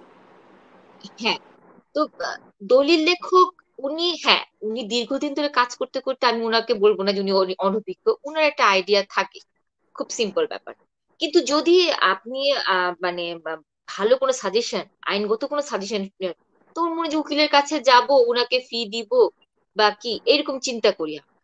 একটা এটা জিনিস চিন্তা করেন না যে একটা অসুখ হয়েছে, আপনি ডাক্তারের কাছে যাবেন, ডাক্তার তো আপনাকে আগে টেস্ট করতে দিবে, টেস্ট করে দেখবে যে অ্যাকচুয়ালি ওখানে আপনি আপনার ওই সমস্যাটা আছে কিনা বা অন্য কোনো সমস্যা আছে কিনা, সেটা জি। আইডেন্টিফায়ার পরেই তো আপনি যথাযথ ডায়াগনোসিস হলেই তো আপনি চিকিৎসা করতে পারবেন। হুম, তো হুম, হুম। আমাদের ক্ষেত্রে কি হচ্ছে, আমরা দুই উকিলের সঙ্গে পরামর্শ করছি না, দলিল লেখকের সঙ্গে পরামর্শ করি না, ছোট ছোট জিনিস অনেক ভুল হয়ে যায়, এগুলো না কনসিডারেশন পরে আমাদের সাফার করতে হয়। Right, right. জি আপা এটা অনেক গুরুত্বপূর্ণ একটি বিষয়। দেখুন ভিউয়ার যারাই জমি একটা ক্রয় করতে যাচ্ছেন আপনাদের কিন্তু এটা অনেক কষ্টে অর্জিত টাকা। একটা মানুষ কিন্তু তখনই কিন্তু একটা জমি বা একটা সম্পদ নিজে থাকার স্থান সে কিন্তু তখনই করতে যায় যখন তার কিন্তু সারা জীবনে একটা সঞ্চিত একটা অর্থ বা কষ্টের একটা অর্জিত টাকা থাকে বা অর্থ থাকে। তো সেই বিষয়ে এর জন্য আমরা বলব আপা যেটা বলল, আমরা অনেকেই দেখা যায় যে আইনজীবীকে একটা ফি দিতে হবে সেই চিন্তা করে কিন্তু এই দলিল লেখকের উপর অন্ধবিশ্বাস করে বসে থাকি। এটা আপনারা প্লিজ করবেন না। আপা যেহেতু সিভিল লয়ার এরকম কিন্তু তাদের কিন্তু অনেক অভিজ্ঞতা আছে। এই কারণে কিন্তু অনেকেই অনেক সমস্যায় পড়েন। দলিলের অনেক কিছু মিস হয়, দেখা যায় এটা পাওয়া যায় না বা এটা থাকে না, এই জিনিসটা তারা যাচাই করেনি। এই ব্যাপারগুলো ঘটে থাকে। সবাই একরকম নয়। অনেকেরই অভিজ্ঞতা আছে, অবশ্যই আছে। কিন্তু তারপরও যেহেতু আপনি কষ্ট করে একটা জিনিস কিনছেন, শখ করে কিনছেন, কষ্ট করে কিনছেন, সুতরাং একজন আইনজীবীর সাথে পরামর্শ করে কিন্তু আপনারা একটা দলিল ভালো করে যাচাই বাছাই করে আনুষঙ্গিক যত পেপারস আছে সেগুলো যাচাই বাছাই করে তারপরে আপনার একটা সম্পত্তি সেটা আপা যেটা প্রথমেই বললো বায়না করে নিয়ে আমরা সেই কাজগুলো করতে পারি। অনেকেই বলতে পারে এত সময় তো আমাকে দিচ্ছে না, আমি গ্রহীতা তো আমাকে এত সময় দিচ্ছে না, তাহলে কি করবো? হ্যাঁ, সেখানে আপনি বায়না করে আপনি একটা নির্দিষ্ট সময় তার কাছ থেকে নিলেই কিন্তু সেখানে আপনি কিন্তু অনেকটাই কিন্তু নিশ্চিন্ত হতে পারবেন। কারণ আপনি যখন বায়না করবেন, বায়না বলে যখন আপা যেটা প্রথমেই বলল, সেই আপনার যে সম্পত্তি আপনি ক্রয় করছেন সেখানে একটা সাইনবোর্ড দিয়ে দিলে কিন্তু আশেপাশে সবাই জানতে পারছে যে এটি বিক্রি হতে যাচ্ছে। কারো কাছে এটা চলে যাচ্ছে। তখন যদি কোনো সমস্যাও থাকে, এই দলিলে কারো যদি কোনো কেউ যদি কোনো কি বলে যে বলে যে না আমার এখানে অধিকার আছে, সেই বিষয়গুলো তখন কিন্তু অনেক সময় বের হয়ে যায়। আর মূল যে কথাটা আমরা আপনাকে সবসময় বলি অবশ্যই আপনারা আইনজীবীর সাথে পরামর্শ করুন। হ্যাঁ, আপনারা আমি বারবারই এই কথাটা আজকে বলেছি, এক না একাধিক আইনজীবীর সাথে পরামর্শ করুন, কিন্তু পরামর্শ করে নিন। তাহলে কিন্তু অনাকাঙ্ক্ষিত এখন আমার অল্প আমার এখন কি বলে যে খরচটা কম হবে এই চিন্তা করে আমি তো যাচাই বাছাই না করে হ্যাঁ অনভিজ্ঞ একজন কারো কাছ থেকে আমি সেই পরামর্শ নিয়ে কিনলাম, পরবর্তীতে বড় একটা কাজে সিভিলে আপনারা অনেকেই জানেন যারা এই সমস্যায় আছেন যে সিভিল ম্যাটারটা কিন্তু একটু দীর্ঘমেয়াদী হয়, দীর্ঘ সময় নেয় কোর্ট। হ্যাঁ, প্লাস সময় এখানে সাপেক্ষ খরচের ব্যাপার, হ্যাঁ কারণ সময় এখানে সাপেক্ষ অনেক ব্যাপার। ডকুমেন্টাল ব্যাপার থাকে। রাইট, আপনার হ্যাঁ হ্যাঁ সাক্ষী, হ্যাঁ। আপনার একটা জিনিস থেকে আইন বিশাল ব্যাপার। দেখা গেল বিশাল ব্যাপার। হয়তো বা একটা জমির মামলা হয়েছে, সেই হুম জমির হুম মামলা থেকে কত কিছু যে চলে আসে মামলা চলাকালীন সময়ে জি জি আপনার জি প্রতিটা স্টেজে। এটা আপনার সত্যিকার অর্থে আমি বলবো এখানে বিভিন্ন মাথা খাটিয়ে আমাদের চলতে হচ্ছে, কারণ এখানে একটা হিয়ারিং ব্যাপারে যখনই আসে, আপনি তো শুধু মুখে বললে হবে না যে সেখানে তো আপনাকে সাফিসিয়েন্ট ডকুমেন্টস থাকতে হবে। অনেক সময় দেখা যায় রাইট। আহ আমরা হয়তো বা চেষ্টা করছি, হ্যাঁ, কিন্তু দেখা যায় মানে সাফিসিয়েন্ট কাগজপত্র নাই। কেন নাই? কারণ আপনি দলিল কিনে বসে আছেন, আপনি রেজিস্ট্রেশন করেন, আপনি খাজনা দেন নাই, আপনি এইগুলো তো আপনার নিজে থেকে করে ফেলা উচিত। সেগুলো যদি আমরা এখন দলিল মামলা চলাকালীন অবস্থায় বলি যে এখন করতে যান, মামলা চলাকালীন অবস্থায় কি সেটা মানে আপনার আহ এফিসিয়েন্ট কোন ডকুমেন্ট হলো? এটা তো আপনাকে আগে করে রাখতে হবে, কারণ আপনি এগুলো কি আপনাকে প্রমাণ করে, এইগুলো ডকুমেন্টসই প্রমাণ করবে যে আপনি নিজে ওখানে আছেন, দখলে আছেন, সবকিছু মিলিয়ে আপনি জি সত্য মালিক। আর জি এখন জি তো ভূমি আইন জারি হয়েছে। এখন সবচেয়ে বড় জিনিস যেটা সরকার বলেছেন যে আহ, আইন হয়েছে যে আপনার দলিল থাকলেই আপনি দলিল মূলে মালিক। আগে যেটা ছিল যে বছরের পর বছর আপনি দখলে আছেন দেখে আপনি মালিক, সেটা কিন্তু এখন এই ভূমি আইনের মাধ্যমে কিন্তু অনেকটা বিলুপ্ত এটা হয়ে বলবো সমাধান হবে। হবে। জি, জি, জি। হ্যাঁ, আমরাও সেটা আশা করি। আসলে আমাদের এই সেশনটা করার মূল লক্ষ্য ছিল যে যেহেতু জমি সংক্রান্ত বিষয়ে মানুষ অনেক বেশি ফ্রডের শিকার হয়ে থাকে, সেই হিসেবে আমরা তাদেরকে খুব ক্ষুদ্রভাবে একটা পরামর্শ দেওয়ার যে জমি ক্রয় করতে গেলে খুঁটিনাটি এসব বিষয়গুলো অবশ্যই আপনারা খেয়াল করবেন। আর সবচেয়ে যেটা অবশ্যই সেখানে আমি আরেকটা কথা অ্যাড করি আপা, সেটা হচ্ছে যে আপনি জজ কোর্টটা কিন্তু মামলার বেস। হুম, আপনার জজ কোর্টে অবশ্যই আপনি যখন মামলা করতে যাবেন, আপনি যে একজন এফিশিয়েন্ট সিভিল লয়ার চেষ্টা করবেন অবশ্যই রাখার, কারণ হচ্ছে আপনি পরবর্তীতে স্টেজ গুলো চেঞ্জ করতে পারবেন। আপনি রাইট, যখন মামলাটা আরজিটার উপর আপনি কিভাবে আরজিটা লিখছেন, হ্যাঁ, আপনার কোন কি তফসিল ঠিক মতো আছে কিনা, আপনার ঠিক মতো বর্ণনা হয়েছে কিনা, আপনি যেভাবে মালিক হয়েছে সেগুলো সেভাবে ধারাবাহিক অনুযায়ী লেখা আছে কিনা, হ্যাঁ, এভরিথিং কিন্তু একজন এফিশিয়েন্ট লয়ারই পারেন এই জিনিসগুলো আরজিতে তুলে নিয়ে আসতে। কারণ এই আরজি পরবর্তীতে আপনি সংশোধন করলে কতটুকুই বা করতে পারবেন। হ্যাঁ, কিন্তু এই এই জিনিসগুলোতে কিন্তু আমরা করি কি একটু হয়তোবা খরচ বাঁচানোর জন্য, হয়তোবা একটু আম, আহ, কম এফিশিয়েন্ট আমি বলবো না, কারণ আইনজীবী যারা সবাই জেনেই আসেন, আমি ওভাবেই করছি, কিন্তু অভিজ্ঞতা আমি বলছি অভিজ্ঞতার কথা। জি, জি, যে আপনার এটা অবশ্যই দেখবেন যে কারণ আপনার 3-4 বছর 5 বছরও যে সিভিল শিখা যায় এরকম কিন্তু না, এটা দীর্ঘমেয়াদী একটা ব্যাপার। আপনি হুম, বিশ্বাস করুন, আমার জজ কোর্টের সময় 2009 সাল, স্টিল না হুম, আমার কাছে মনে হয় আমার জানা অনেক কিছু বাকি আছে, কারণ একটা মামলা করতে গেলে অনেক জিনিস চলে আসে, আবার ওইরকম তো আরেকটা মামলা আসছে না, অন্যরকম আসছে। তো এই জন্য আমি বলবো, কারণ সিভিল জজ কোর্টে হচ্ছে কি আপনার আর্জিটা হচ্ছে আপনার জবাব উপর পক্ষ দিচ্ছে, এবং সেটার ক্ষেত্রে আপনার যুক্তিতর্ক পরে, আগে সাক্ষী স্টেজ যায়, সাক্ষী ডকুমেন্টারি এভিডেন্স কি দিচ্ছেন আপনি, সাক্ষীতে কি বলছেন, সাক্ষীও কিন্তু ফ্যাক্ট। অনেক সময় অনেক ভুলবশত কিছু বলে ফেলে সাক্ষী। একজন ভালো অ্যাডভোকেটই পারেন একজন অপোজিট পার্টির মুখ থেকে সত্যি কথাটা ওভাবে ঘুরিয়ে বের করে নিয়ে আসা, কারণ দলিলের ব্যাপারে অনেক ব্যাপারগুলো নিয়ে আসা। তো এই জিনিসগুলো যদি ভালোভাবে কমপ্লিট হওয়া থাকে, আপনি যদি হেরেও যান আপা কোনো কারণে, তাহলে কি হয়, হাইকোর্ট অ্যাপেল সেকশনই বল বা পরবর্তী হাইকোর্টই বলে, আমরা কিন্তু ব্যাপারগুলোকে পরবর্তী অ্যাড করতে পারি বা এই জিনিসগুলো নিয়ে আসতে পারি বা তুলে ধরতে পারি। কিন্তু যদি ওইভাবে আপনি ফাইটটা জজ কোর্টে না করে আসেন, তখন কিন্তু অনেক কিছু আপনি সেই ক্রাইটেরিয়া গুলো আপনি ফুলফিল করতে পারবেন। আমরা চাইলে অনেক সময় পারি না, কারণ আর্জি তো আমরা চেঞ্জ করতে পারবো না, ওটা তো অলরেডি আচ্ছা, হয়েই গেছে। হয়ে হ্যাঁ, গেছে। আমরা হয়তো বা কিছু সাপ্লিমেন্টারি দিয়ে একটা অ্যাপ্লিকেশন দিয়ে বললাম যে মালট আমার এইটুকু এইটুকু এইটুকু। ইভেন এমনও আছে অনেক মামলা কন্টেস্ট হয়নি, একতরফা ভাবে হয়ে আসছে, জানেই হয়ে না। আসছে, হ্যাঁ হাইকোর্ট এটা এর ঠিক মধ্যে কিছু বলছেন। আপনি নতুন করে কিছু বলতে পারবেন, আপনি সাক্ষীতে কিছু বলেন নাই, আপনি জবাব কিছু দেন, তখন কিন্তু আমাদের হাতটা ছোট, তখন বলে যে অ্যাডভোকেটের যে তো সবসময় কিন্তু অ্যাডভোকেট আপনারা কিন্তু, আমি বারবার বলবো দর্শকদের, ভয়েস অফ লয়ার দর্শক বলেন, বাংলাদেশের সব মানুষকে নাগরিককে বলবো যে আপনারা একজন ভালো এবং অভিজ্ঞ আইনজীবী, ভালো যিনি বুঝেন, সিভিল প্র্যাকটিস করেছেন দীর্ঘদিন, তার সঙ্গে কথা বলেন এবং তার কাছে যান, আপনারা উপকৃত হবেন। হুম। জি, এটা অনেক ইম্পর্টেন্ট একটা ইস্যু যে আপনি প্রথমেই একটা মামলা দায়ের করছেন, সেই আর্জির সাথে কিন্তু সব ডকুমেন্টগুলো আপনি যা যা উল্লেখ করছেন, সেই দলিল বলেন, যে ডকুমেন্ট বা ডকুমেন্টগুলোর কথা বলেন, সবকিছু কিন্তু অ্যাড করা থাকে, সেটা একটা কপি কিন্তু সেই আপনার সেই আর্জির সাথে কিন্তু যায়।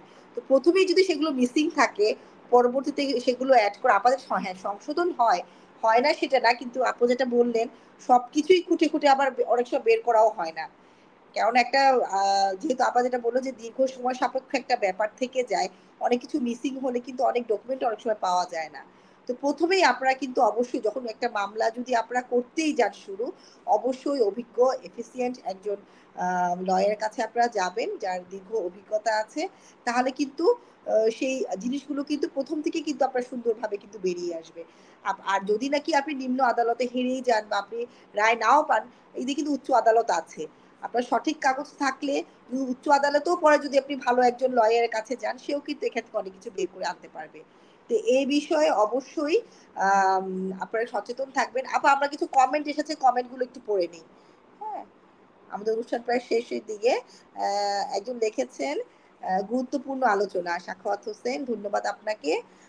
আরেকজন লিখেছেন আজরা হক, আপু আপনি সুন্দর করে বুঝিয়ে বলেন, শুনতে ভালো লাগে। ও, থ্যাংক ইউ আজোরা, খুবই ভালো একজন মানুষ আমি বলবো, এবং প্র্যাকটিসিং লয়ার, খুবই ভালো। হ্যাঁ, অনেক ধন্যবাদ আপু।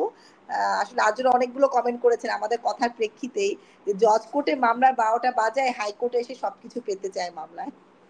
আপনার কথার প্রেক্ষিতে হয়তো বা উনি এটা বলেছেন, কারণ হাইকোর্টে মাননীয় বিচারপতি বারবার জানতে চায় জজ কোর্টে এসব বলেন নাই কেন।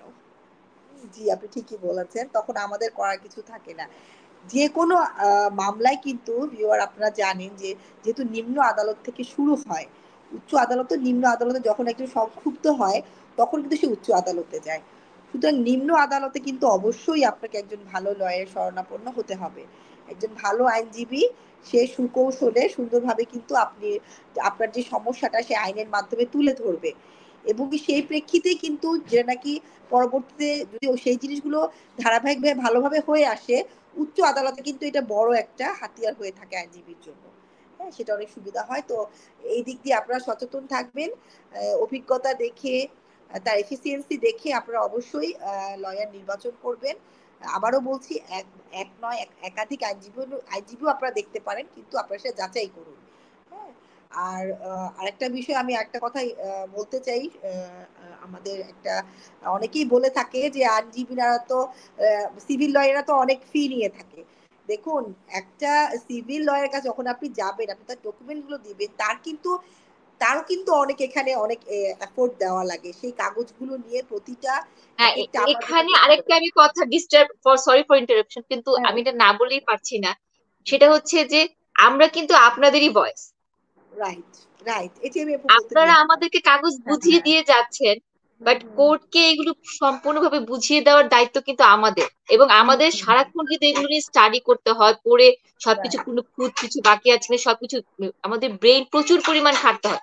এমন থাকতে অনেক হবে। আইনজীবী আছেন যে যারা ব্রেন স্ট্রোক করে মানে এইগুলো প্রেশার নিতে পারছেন না, ওনারা অনেক মানে সমস্যার সম্মুখীন হচ্ছেন। তা আমি বলবো যে টাকা দিয়ে সবকিছু বিবেচনা করবেন না প্লিজ। জি, জি, সেটাই। সেটাই ভালো কিছু হ্যাঁ, আপনি যদি কারণ আমাদের চান। এখনটা দেখবেন একটা কোর্ট সারা দিন একটা হিয়ারিং করতে গেলে সারাটা দিন বসে পাহারা দিতে হয়। জি, জি, সেটাই। আপনার অনেকটুকু আর সময় কিন্তু পার আর হয়ে যায়, সবচেয়ে জজ কোর্ট আমার বলেন কাছে হাইকোর্ট জি, বলেন। জি, হাইকোর্ট বলেন। আরেকটা বিষয় আপনি দেখেন, এত আমি এত টাকার একটা সম্পদের জন্য আমার তো এখানে সেখানে এফোর্টটা দিতেই হবে। এখন টাকা দিয়ে আপনাকে সেটা করতেই হবে। কেননা কোর্টের বলেন, বাইরের অফিসগুলোতে বলেন, এসিল্যান্ড বলেন, ভূমি অফিস বলেন, সব জায়গাতেই কিন্তু একটা কাগজ উঠাতে গেলেও সেখানে আপনাকে পে করতে হচ্ছে। এই বিষয়গুলো কিন্তু অনেক সময় আইনজীবীরাও করে থাকে। আর আপনারা তো যে দালালকে দিচ্ছেন, জি, হ্ঁ, জি। বরঞ্চ দালাল জিনিসটা তো আপনার কাছেই ভাগ হয়ে যাচ্ছে। দালাল হ্যাঁ, কি হ্যাঁ। পুরোটা কারেক্ট? সবচেয়ে বড় জিনিসটা সরাসরি আপনার আইনজীবীর কাছে যান, তাহলে তো আপনার টাকাটাও কম লাগছে। জি, জি, জি। সেটাই, সেটাই। আপনি দালালের কাছেও যাবেন, আপনি আইনজীবীর কাছেও যাবেন। সব মিলেই তো আপনার মনেই হবে যে খরচ অনেক বেশি হচ্ছে। আপনি একজন আইনজীবীর সাথেই সরাসরি যোগাযোগ করুন। তার সাথেই এই বিষয় নিয়ে আপনি মানে পরিষ্কারভাবে আলোচনা করুন, হ্যাঁ? আর টাকার বিষয়টা আমি যেটা বললাম, টাকা কি কি বলে যে অর্থ দিয়ে মেপে অবশ্যই আপনি এই কাজটা করতে পারবেন না। আপনার সমস্যার প্রেক্ষিতেই কিন্তু এইগুলো নির্বাচন করা হয়। তাকে যেহেতু মানসিকভাবে মেন্টাল একটা এফোর্ট দিতে হয়, ফিজিক্যাল একটা এফোর্ট দিতে হয়। হ্যাঁ? তো সেই বিষয়ে আমি বলব যে আপনারা সেই দিকে আপনারা যাবেন না। আপনারা অবশ্যই আ আমার অনুরোধ থাকবে, যেহেতু অনেকেই দেখা যায় যে কি বলবো যে এসে বলে যে ১ম এই আমি যদি যেতাম তার কাছে এই খরচটা আমি যদি আগেই করতাম এটা ভালো হতো। এই ক্রিমিনালেই দেখেন ক্রিমিনাল আ মামলাগুলোতে কি হয়? একেবারে ফাঁসি যখন চলে আসলো, তখন তারা তাদের সব দিয়ে দিবে। কোটি, কোটি টাকা তারা সব খরচ করবে। হ্যাঁ? তখন কত বড় লয়ার লাগে এটা খোঁজে। কিন্তু ১ম এই যখন নাকি এই জিনিসগুলো আপনারা ১ম থেকেই যদি সেই জিনিসটা আপনারা ঠিকভাবে টেক কেয়ার করে আসেন। জজ কোর্ট বেসিক্যালি রাইট, সাক্ষীর সময় জিনিস কিন্তু করে। অনেক বড় একজন অভিজ্ঞ আইনজীবী সবসময় নেওয়া আইনজীবী উচিত। জি, জি, জি। হ্যাঁ, হ্যাঁ। তো তাহলে কিন্তু ক্রিমিনালেও এই সেটাই, হ্যাঁ সেটাই। ক্রিমিনালেও সেটাই। তাহলে কিন্তু পরবর্তীতে এসব থেকে কিন্তু আমরা অনেকটাই কিন্তু এই ঝামেলাটায় আমরা পড়ব না। আজও আরেকটি কথা লিখেছেন, কোটি টাকার সম্পত্তি বা ফাঁসির কনডেম সেলে অপেক্ষার ভার যখন আইনজীবীর কাঁধে থাকে, সেটার ভার অনেক বেশি। জি, আজর আমি আপনার সাথে একমত একজন আইনজীবী হিসেবে বলব যে এইটা আসলে আপনারা যখন নাকি একজন অনেকদিন আগে একজন আমাদের বলেছিল যে আদালতে কোনো সুবিচার পাওয়া যায় না। আমি তখন এটাতে দ্বিমত পোষণ করেছিলাম যে আদালতের প্রাঙ্গণ থেকে অনেকে যেরকম হাসি মুখেও আসে, অনেকে দেখা যায় যে আবেগতাড়িত হয়ে কান্নায় বা সে সেখান থেকে হেরেও চলে আসে। কিন্তু জয় পরাজয় থাকবেই। কিন্তু সেটা কিভাবে আপনি করছেন, কার মাধ্যমে লড়ছেন, কতটুকু আপনার সত্যতাকে ওঠানো হয়েছে কোর্টের সামনে, এইটা কিন্তু দেখার অনেক বড় বিষয়। তো আমরা যেটা বলব ভয়েস অফ এর পক্ষ থেকে ভিউয়ার আপনারা অবশ্যই লয়ার নির্বাচনে, আইনজীবী নির্বাচনে আপনারা অবশ্যই সচেতন সাথে সতর্কও থাকবেন। এখন কিন্তু জজ কোর্টে অনেক ফ্রড, অনেক যেটা নাকি কি বলবো অনেক ফ্রড লয়ারও আছে তবে যাদের কোর্ট নাকি কিন্তু এখন অনেক স্পেশাল, আমি জজ কোর্ট গুলোর কথা না বলতে পারলেও হাইকোর্টের কথা বলবো। কোর্ট এখন অনেক সচেতন এবং অনেক ধরছে। তারপরে হয়ে গেছে কি আমরা মানে মানে মানুষরা না এত বেশি মানে অন্ধবিশ্বাস, যেটা আমি বলবো, জি, জি, বিশ্বাস জি, জি, বলবো না, সেটাই। অন্ধবিশ্বাস এই হ্যাঁ, জিনিসগুলোতে। হ্যাঁ, হ্যাঁ, হ্যাঁ, সেটাই। এই জিনিসগুলোর জন্য আমরাই আমাদের নিজেদের ক্ষতির সম্মুখীন হচ্ছি। জি, কিন্তু ঠিক কোর্ট বলেছেন। এখন, আমি আমাদের সুপ্রিম কোর্টে এখন মানে জাস্টিস উনারা আমি বলবো অনেক চেষ্টা করছেন এই ব্যাপারগুলোকে কন্ট্রোল করার জন্য। হুম, হ্যাঁ, হুম, আমরা আইনজীবীরাও কিন্তু অনেকেই সচেতন, আমরা কিন্তু সাধারণত এই কাজগুলো অনেকেই করি না। কিন্তু হ্যাঁ, আসলে কাজ, অ্যাডভোকেটের সংখ্যা বেড়ে গেছে, কাজের সংখ্যা বেড়ে গেছে। আপনার আরেকজন করছে, আপনি করছেন না, আপনি সে অনুযায়ী আপনারও তো ফ্যামিলি চলার ব্যাপার আছে, সবকিছুই হুম, ব্যাপার হুম, আছে। হুম, তো হুম, অনেক হুম। সময় দেখা যায় আমি এটা ওনাদের এটা মানে কি বলবো, বিপদে পড়ে কাজটা করার কথা বলবো, এটা যে খুব জি, জি, ইচ্ছে জি। করে বা নিজেদেরই এর জন্য করছে জি, তা জি, না। জি।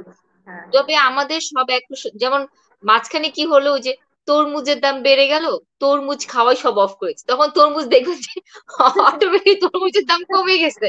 হ্যাঁ, জি, তো জি। আমরা যদি সবাই মনে করি যে না, আমরা এই জিনিসগুলো দিব না, আমরা ওইভাবে শিকার হব না, তাহলে আস্তে হুম, আস্তে কিন্তু এই মানে এই দলিল কি বলবো, দালাল ব্যাপার এমন হয়ে গেছে, দালালের ব্যাপারটা আমি বলবো সেটা হচ্ছে যে উনারা বিজনেস করতেছে মানে ক্যাপিটাল ছাড়া। প্রত্যেক বিজনেস তো ক্যাপিটাল লাগে। তো হ্যাঁ, দালালরা হ্যাঁ, ওনারা এসে কি করছে, ওনারা কোনো কিছু ইনভেস্ট করতে হচ্ছে না, শুধু টাকাটা নিয়ে চলে যাচ্ছে একটা মুখের বাক্য ব্যয় করে আর কি। তো সেই সুযোগটা আমরা হ্যাঁ, না হ্যাঁ, দেই, আমরা সেটাই। আমাদের আইনজীবীদের প্রতি এখনো আমরা অনেক আইনজীবী আছেন যারা রেগুলারলি পড়ি, প্র্যাকটিসিং। আমি অনেকের কথাই বলবো যে আমরা সত্যি জেনে কোর্টের সামনে দাঁড়াতে চেষ্টা করি, এবং আমাদেরকে এনকারেজ করেন, আমাদেরকে মামলা দিয়ে সরাসরি ভাবে কাজ করে, যেন আপনারা মানে আমরা আপনাদের হয়ে সঠিকভাবে লড়তে পারি।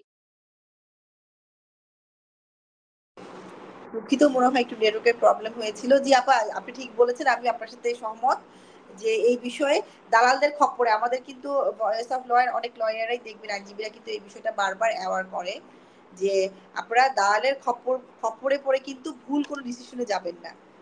যেহেতু আইনজীবীর দরজাগুলো সবসময় খোলা থাকে, সেটা নিম্ন আদালতে বলে না উচ্চ আদালতে বলে না, সরাসরি গিয়ে কিন্তু যে কেউ কিন্তু পরামর্শ নিতে পারে। হ্যাঁ, তো সেই বিষয়ে আপনারা একটু সচেতন হবেন। আবার একটি আপনাকে প্রশ্ন করতে চাচ্ছিলাম, এটা আমার আজকের অনুষ্ঠানের শেষ প্রশ্ন। সম্পত্তি ক্রয়ে নামজারির জন্য কি কি করণীয়?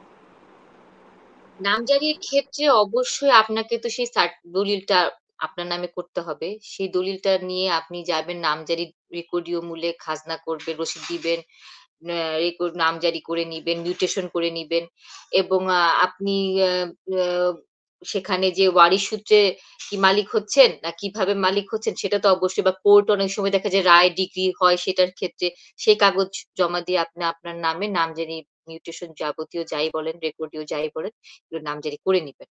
হ্যাঁ? এবং বারবার বলছি যে নিজের জমি আপনার যেটা আপনি কিনেছেন অবশ্যই দলিল শুধু করবেনই। আপনার একই খাজনা যেটা নামজারি বলেন আর রেকর্ডীয় বলেন, যেটাই বলেন সবকিছু নিজের নামে করে নিবেন এবং আপ টু ডেট থাকবেন। কাগজপত্রগুলো আপনারা বছরে আপ টু ডেট রাখবেন। এটা খুবই জরুরি। কারণ কোন সময় কোন জিনিস প্রয়োজন হয়ে যায় এটা কিন্তু আমরা কেউ বলতে পারি না। তো আপ টু ডেট থাকা ভালো। জি, অসংখ্য ধন্যবাদ আপা আপনাকে। ভিউয়ার, আমরা যদি আমাদের এই ২ পর্বের একটি সারসংক্ষেপ করি, আমরা যেসব আলোচনাগুলো করলাম জমি ক্রয় ও বিক্রয়ের ক্ষেত্রে করণীয় কি? সেক্ষেত্রে কিন্তু যে বিষয়গুলো সবচেয়ে গুরুত্বপূর্ণ, যে বিষয়গুলো আসলো, যে আপনি একটি দলিল যখন যাচাই করবেন, অবশ্যই চেষ্টা করবেন একজন আইনজীবীর মাধ্যমে সেই সম্পর্কে ভালোভাবে ধারণা নেওয়া, ভালোভাবে জানা, যাচাই বাছাই করা। আপা যেটা বলল, নামজারি, মিউটেশন বা যেসব খাজনা গুলো থাকে, খাজনা খারিজগুলো ঠিকভাবে আছে কিনা, সেগুলো সব কাগজপত্র আপনারা আপ টু ডেট করে রাখবেন। আর যেটা আপনার আরেকটি বিষয় আজকে আবারও বলল যে বায়নার সূত্রে আপনার যদি সময় কম থাকে বা দলিল দাতা যে সে যদি সময় আপনাকে কম দেয়, আপনি সেই বা ১ম এ বায়না করে তারপর দরকার হলে আপনি আবার একটা যাচাই করতে পারেন। আর দখলের বিষয়ে অবশ্যই আপনারা সচেতন থাকবেন। আপনার দলিল, আপনার কাগজপত্র যদি সঠিক থাকে, যেই দখলে থাকুক না কেন, সেই জমি কিন্তু আপনি পাবেনই। যদি আপনার সেই সঠিক, আপনি যদি মালিক হয়ে থাকেন, আপনার সব কাগজপত্র যদি সঠিক থাকে, আপনি সেই মালিক হবেনই। সে যত বছরই যে সেখানে দখলে থাকুক না কেন। তারপর পাওয়ার অফ অ্যাটর্নি যে বিষয়গুলো থাকে, এখন অনেকেই পাওয়ার অফ অ্যাটর্নি মূলে ফ্ল্যাট বলেন বা কোনো সম্পদের আ আ ক্রয় করছেন। তো সেই বিষয়ে কি, কি করণীয়, সেই বিষয়ে আপা আজকে অনেক সুন্দর আলোচনা করল। আপনারা আমাদের যে রেকর্ডেড ভিডিওগুলো থাকবে, আশা করি সেখানে আপনারা দেখলে আরো ক্লিয়ার হবেন। ওয়ারিশের সম্পত্তি সম্পর্কেও অনেকের প্রশ্ন ছিল বা কি, কি করণীয় সেই সম্পর্কে আপা বলেছে। আপনারা বন্টননামাটা কিন্তু দেখা, যদি বন্টন থাকে কোনো সম্পত্তিতে, সেটাও আপনারা ভালো করে যাচাই বাছাই করবেন। হ্যাঁ? যে সেখানে নাবালক আছে কিনা, সেখানে কোর্ট পারমিশন আছে কিনা, হ্যাঁ? এই বিষয়গুলো আপনারা, অনেকের কিন্তু আ ২ টা ফ্যামিলি বা ৩ টা একাধিক বিবাহ থাকে। হ্যাঁ? সেটাও আপনারা খেয়াল করবেন যে একাধিক বিবাহটা থাকলে ওয়ারিশের ব্যাপারটা তো আবার দেখা যায় যে ১ম স্ত্রীর যে ওয়ারিশ আছে বা তার নাও থাকতে পারে পুত্র সন্তান। ২য় আ যে স্ত্রী, তার সেখানে সেই পুত্র সন্তান আছে। এইসব কিন্তু অনেক ম্যাটার করে। যেহেতু আমাদের বিশেষ করে মুসলিম আইনে যেহেতু আ কন্যা এবং পুত্রদের আ যে নির্দিষ্ট করে বলা আছে কে কতটুকু অংশ পাবে, কিভাবে ভাগ করা হবে। এই ভাগ বাটোয়ারার ব্যাপারগুলো আপনারা অবশ্যই খেয়াল করবেন। আ আর আরেকটি আরেকটা বিষয় বলব, দালালের খপ্পরে পড়ে আপনারা আমাদের অর্থ নষ্ট করবেন না। অবশ্যই একজন অভিজ্ঞ এবং ভালো লয়ারের কাছে যাবেন। আ আরেকটি আমি নারী হিসাবে একটি কথা বলব। বন্টনের ক্ষেত্রে আপনারা যারা নারীদেরকে সম্পদটা দিচ্ছেন, অবশ্যই যেহেতু নারীদের অংশটা কিন্তু অবশ্যই ভাইদের তুলনায় একটু হলেও কম যেহেতু থেকেই যায়। তো সেই হিসাবে বলব যে আপনারা সেই বিষয়টি একটু যাচাই করবেন। যে অনেক সময় অনেক নারী থাকে যারা বিধবা থাকেন বা বিবাহ বিচ্ছেদ হয়েছে বাবার কাছে এসে পড়ে আছে। এরকম অনেক নারী থাকে যারা কষ্টে থাকে বা তাদের আর্থিক অক্ষমতা থাকে। তো সেই হিসেবে তারা কিন্তু কখনো কিছু বলে না। আপা যেটা বলেছিল যে আমরা নারীরা যেহেতু অনেক আবেগতাড়িত প্লাস আমাদের অনেক ধৈর্যের ব্যাপার আছে। আমরা অনেক সময় দেখি, অনেক সময় চুপ করে থাকি। কিন্তু আসলে যদি একটু ধর্মীয় দিকে আমরা চিন্তা করি, উপরে কিন্তু একজন আছে। হ্যাঁ? এইসব ব্যাপারে কিন্তু আপনারা খেয়াল করবেন এই বিষয়গুলো। আর নারীদের ক্ষেত্রে বলব যে আপনারা কিন্তু চুপ করে বসে থাকবেন না। এরকম যদি কোনো দেখেন যে জোর জবরদস্তিমূলক কোনো পুরুষ পরিবারে আপনাদের সম্পত্তি দিতে চাচ্ছে বা দিতে চাচ্ছে না, আইন তো আপনার জন্য আছেই। আপনারা আইনজীবীর কাছে যান। আপনাদের যদি আমার ভয়েস অফ ল এর পক্ষ থেকে আমি এর আগেও বলেছি যে যদি নাকি আর্থিকভাবে অনেক অসচ্ছল আছেন, আপনারা ন্যূনতম একটি অর্থ আ কি বলবো যে খরচ করে বা আপনারা আমাদের সাথে যোগাযোগ করুন। আমরা যথাযথ চেষ্টা করব আপনাকে কি ভালো একটি পরামর্শ দেওয়ার জন্য। এর জন্য ভয়েস অফ ল সবসময় আছে। ভয়েস অফ ল এ আপনারা অনেক আইনজীবীরাই দেখেছেন। তারাও আপনাদের যথাসাধ্য চেষ্টা করবে যাতে এরকম কোনো বিপদে পড়লে বা আর্থিক অক্ষম কোনো আ নারী যদি থাকেন আমরা তাদেরকে অবশ্যই সাহায্য করব। সবসময় আসলে চোখ কান খোলা থাকবেন। যেকোনো সমস্যা বা অনাকাঙ্ক্ষিত পরিস্থিতি আপনি যদি শিকার হতে না চান তাহলে আপনাকে সচেতন থাকতে হবে। আর আইন বিষয়ে যদি আপনি যদি একটু ক্লিয়ার থাকেন, অনেক বিষয় থেকে কিন্তু আপনি পরিত্রাণ পাবেন। অনেক অনাকাঙ্ক্ষিত বিষয় থেকে পরিত্রাণ পাবেন। সেই বিপদের সম্মুখীনটা কিন্তু অনেকটা এড়িয়ে যাওয়া যায়। হ্যাঁ? আর আরেকটি বিষয় আমি আপাকে বলতে চাই, আপা আপনাকে অনেক ধন্যবাদ। আমাদের এই অনুষ্ঠানে আপনি বারবার এসেছেন, সময় দিয়েছেন। আসলে সিভিলের ক্ষেত্রে আমি বলব আমরা নারী লয়ারদের খুব কমই দেখতে পাই। অবশ্যই আছে, কোর্টে এরকম অনেক লয়ার আছে। বাট কি বলবো যে একটু আ আ ফেইস যে আরকি যে একটু কি বলে যে সবাই চেনা বা সামনে আসাটা একটু কমই দেখা যায়। কিন্তু ভিউয়ার আমাদের নিম্ন আদালত বলেন, উচ্চ আদালত বলেন, এখানে কিন্তু অনেক নারী ভালো, ভালো অভিজ্ঞ আইনজীবী আছেন। এখনো আছেন। হ্যাঁ? আস্তে, আস্তে যেহেতু ধীরে, ধীরে নারী আইনজীবীদের সংখ্যাও বাড়ছে আদালতে। অনেকেই চান না যেতে চায় না কিন্তু আপা। দেখবেন যে পুরুষ লয়ারদের কাছে যেতে চায় না। অনেক নারীরা আছেন। সেক্ষেত্রে আপনারা কিন্তু নারী লয়ারদেরকে এভেইলেবল পাবেন। হ্যাঁ? আপনারা আমাদের সাথে যোগাযোগ করতে পারেন। হ্যাঁ? ভয়েস অফ লয়ের সাথে আপনারা যোগাযোগ করুন। আপনাদের যদি প্রয়োজন হয় আমাদের সাথে যোগাযোগ করলে আমরাও আপনাদেরকে সাহায্য করব সঠিক একজন আইনজীবী নির্বাচন করার ক্ষেত্রে যাতে আপনারা সেই সুবিধাটুকু ভোগ করতে পারেন। আপা আপনি আমাদের নারীদের উদ্দেশ্যে একটু সচেতনতার কিছু একটু কথা বলে আমি আজকের অনুষ্ঠানে শেষ করতে চাচ্ছি। জি, অবশ্যই। ফার্স্টেই বলবো ভয়েস অফ ল একটা বড় কাজ করছে, মানুষকে যে ইনফরমেশন আপ টু ডেট দিচ্ছে এটা অবশ্যই খুবই মানে আর আজকের সেশনটা কেন যাবতীয় আমি বলবো দর্শকদের আপনাদের ভালো লাগলেও জানাবেন, খারাপ লাগলেও জানাবেন। জি, খারাপ জি। লাগার গুলোটাই জানাবেন বেশি বেশি বেশি করে, কারণ এতে হয় কি নিজের ভুলটা সংশোধন করা যায়। জি, ঠিক হুম। বলেছেন। আর সেটা সংশোধন করে আগানো যায়। আর সবসময় আমরা যারা সিভিল সাইড বলেন, ক্রিমিনাল সাইড বলেন, আমরা মহিলারা না সবসময় চেষ্টা করি যে কোনো ক্ষেত্রেই, শুধু যে আমি বলবো আইনজীবী না, ডাক্তার বলেন, ইঞ্জিনিয়ার বলেন, অন্য যে কোনো পেশায় বলেন, আমরা কিন্তু অনেকটা সৎ থাকার চেষ্টাই করি। জি, জি, এরকম রাইট। মহিলাদের ক্ষেত্রে খুব কমই মানে এলিগেশন আছে যে তারা কোনো অসৎ উপায় অবলম্বন করছেন বা কি। হুম, কারণ হুম, হুম। আমি পার্সোনালি বিলিভ করি আমাদের মেয়েদের না চাহিদা অনেক কম। আমরা যে শিক্ষাটা শিখেছি বা সে যে শিক্ষাটা নিয়ে আমরা বড় হয়েছি, আমরা সেই শিক্ষাটা কাজে লাগাতে চাই এবং আমরা কিছু হতে চাই, ক্যারিয়ারটাকে বিল্ড আপ করতে চাই। তাই বলে এটা নয় যে এটা আমাদের কিছু নিজেদের একটা মানে আত্মতৃপ্তি, এটা যে লোভনীয় কোনো কিছু বা আমরা কোনো কিছু পাওয়ার আশায় করছি সেটা না। আমাদের ভালো লাগে, আমরা এই যে কষ্ট করছি একটা মামলা রেডি করে সেগুলো সাবমিশন করা, এগুলো যে ছেলেরা একটা প্রফেশনে দেখা যায় মানে আপনার সন্ধ্যা থেকে রাত পর্যন্ত দিতে পারে, আমরা কিন্তু মেয়েরা সেভাবে আহ মানে পেশাগত ভাবে যদি বলেন ফ্যামিলিকে সময় দিয়ে পেশায় এগিয়ে আসাটা, এটা আমাদের জন্য কিন্তু চ্যালেঞ্জিং প্রতিনিয়তই। তারপর আমরা করছি কারণ আমরা প্রফেশনটাকে ভালোবাসি, আমরা চাই সমাজকে ভালোভাবে কিছু উপহার দেওয়ার, আমাদের মাধ্যমে যদি সমাজ উপকৃত হয় এটা খুবই ভালো, আমাদের জন্য আমাদের ভালো লাগবে, আপনারা আমাদের এনকারেজ করবেন। এবং যদি আপনারা চান মাঝে মাঝে আমরা অবশ্যই আসবো আপনাদের সামনে ভালো কিছু তোলার, সেইগুলো সাজেশন আপনারা দিবেন। এবং মানে ভয়েস অফ ল উত্তরোত্তর ভালো দিকে নিয়ে যাওয়ার ক্ষেত্রে আপনাদের একটা বড় ভূমিকা আমি বলবো অবশ্যই থাকবে। এবং নারীদেরকে আমি সাধুবাদ, অবশ্যই আপনারা এগিয়ে যান। তবে অনেক ক্ষেত্রে কি আমি বলবো যে সব ক্ষেত্রে কিন্তু লড়াই কাজে লাগে, সব ক্ষেত্রেই যে আপনি লড়বেন এমন না, কিছু ক্ষেত্রে ছাড় দিতে হবে। তো সেটা আপনাকে বুঝে চলতে হবে যে আপনি যে ছাড়টা দিচ্ছেন সেটা কতটুকু উপকারে আসবে আপনার বা অন্য জন। হ্যাঁ। আর আমরা মেয়েরা তো এমনি অনেক ইমোশনাল এবং অনেক ছাড় দেওয়ার মন মানসিকতা রাখি সব ক্ষেত্রে, সেটা বাবার বাড়ির সম্পত্তি হোক, হাজবেন্ডের সম্পত্তি হোক। আমাদের কিন্তু নিজেদের মানে আক্ষেপটা হয়তো বা নিজেদের ভিতরে রেখেই মানে আমরা পৃথিবী থেকে চলে যাই। খুব কমই বলি, কারণ কজন জি, নারী পান মেনটেনেন্স, যদি আপনি অ্যাকচুয়ালি বলেন মেনটেনেন্স কজন মেয়ে পায়? হ্যাঁ হ্যাঁ, হ্যাঁ, বা আপনার দেনমোহর রাইট রাইট। মুখের কথাই মাফ করে দিচ্ছে। বা অনেক সময় দেখা হ্যাঁ যাচ্ছে কি সম্পত্তি তুমি এটা নিয়ে নিও, মুখের দিয়ে দিচ্ছে। আবার বলছে, তোমাকে তো দিচ্ছি, এখন তুমি সন্তানদের দিয়ে দাও। ওনার সম্পত্তি যেটা রাইট। ওনাকে হয়তো বা দিচ্ছে 10 বছর, সেই সম্পত্তি সন্তানদের দিয়ে দিচ্ছে। তো আমরা কিন্তু সেগুলো মেনে নিচ্ছি। ভাই ভাই তো খাচ্ছে, এটা বলে মেনে নিচ্ছি, ভাই সব সম্পত্তি দিচ্ছে বাবা। এখনো আমাদের এই সমাজে বোনকে কম, আপনারা যেটুকু দিচ্ছেন অর্ধেক দিচ্ছেন, সেটাই পরিপূর্ণ ভাবে দেন। আমরা তো বেশি চাচ্ছি না, আমরা চাচ্ছি রাইট যেটুকু রাইট আপা, আমরা জি পাই এটাই। সেটুকুই প্রপারলি আমাদেরকে দেন। এর চেয়ে বেশি 1 ইঞ্চি বা একটা ইয়েও বেশি দেওয়ার দরকার নেই। হ্যাঁ, জি জি। 1 শতাংশ বেশি দেওয়ার দরকার নেই। তো সেটুকু অনার রাখেন। আমাদের মেয়েদেরকে অন্তত পক্ষে মানুষ হিসেবে প্রতিষ্ঠিত করেন, সমাজে সম্মান দেন। সম্মানটুকু আমরা ডিজার্ভ, যে এইটুকু আমরা করছি।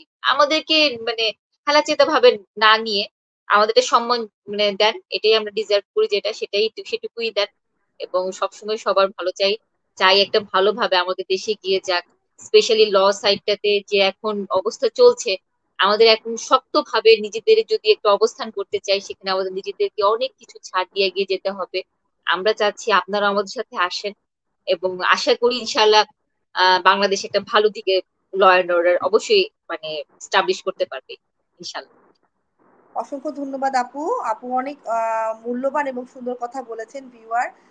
বিশেষ করে নারীদের ক্ষেত্রে আমরা বারবারই বলি, আসলে অনেক কি বলবো, নারীরা আছেন যারা লয়ারদের কাছে এসে যখন তাদের দুঃখের কথাগুলো বলে, অনেকে তো আপা ভয়েস অফ ল তো অনেকে ইনবক্সও করে যে আপা আমি মানে আমার হাজবেন্ড যখন থাকবে না বা বাসায় আমার পুরুষ যখন থাকবে না, তখন আপনার সাথে আমি যোগাযোগ করবো বা কথা বলবো।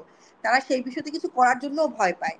হ্যাঁ, হ্যাঁ, এখনো এই যে এত এগিয়ে গেছে দেশ, তারপরেও কিন্তু অনেক নারীরা কিন্তু সেই ভয়টা পাচ্ছে।